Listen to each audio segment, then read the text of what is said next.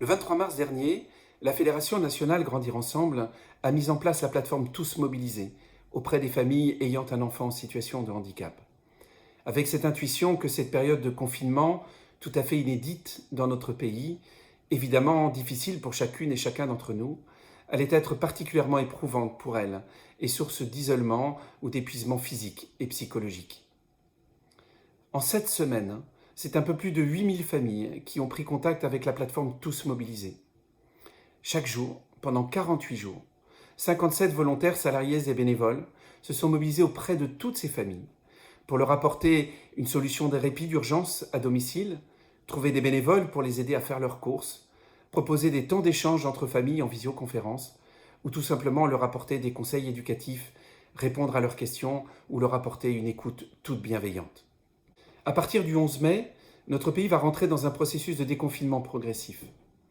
Comme l'a rappelé le gouvernement, évidemment et par principe, les familles ayant un enfant en situation de handicap auront les mêmes droits que tous les autres parents. Mais les témoignages que nous recevons depuis plusieurs jours manifestent une profonde angoisse et une très grande inquiétude sur l'organisation des semaines et des mois qui viennent pour les familles qui ont un enfant en situation de handicap. Un certain nombre d'enfants, en raison de leur fragilité sur le plan de leur santé, ne seront sans doute pas accueillis, ou en tout cas pas à temps plein, dans les écoles ou les établissements médico-sociaux. Près de 7 familles sur 10 déclarent appréhender d'inscrire leur enfant dans un lieu d'accueil collectif par crainte de la contamination. Cet été, la plupart des établissements médico-sociaux fermeront pour 5 ou 6 semaines, comme chaque année.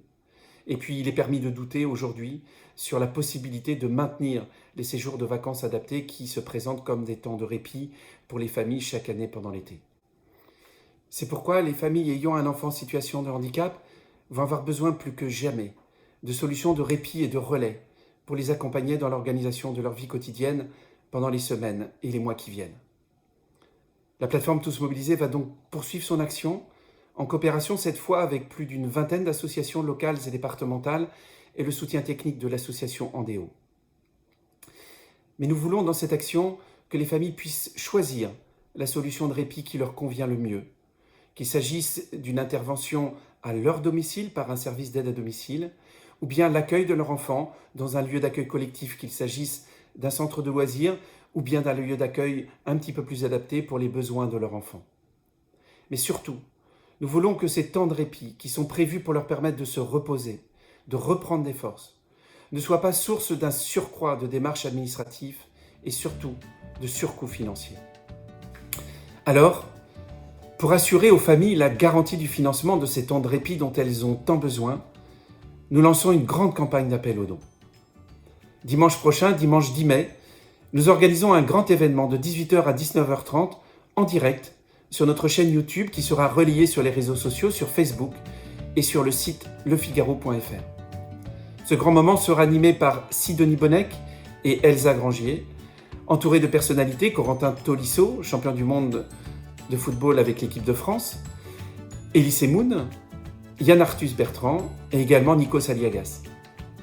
Pendant 1h30, nous vous partagerons les témoignages des familles. Nous vous donnerons à voir ce qu'elles ont vécu pendant ces temps de confinement.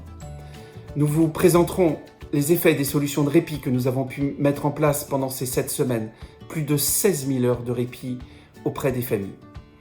Pendant cette heure et demie, nous aurons besoin de votre mobilisation et de votre générosité pour nous aider à poursuivre notre action, pour permettre aux familles de bénéficier de temps de répit, pour leur permettre d'être et d'exister plus sereinement auprès de leurs enfants en situation de handicap et d'apporter aussi à leur fratrie la disponibilité dont ils ont besoin, eux aussi.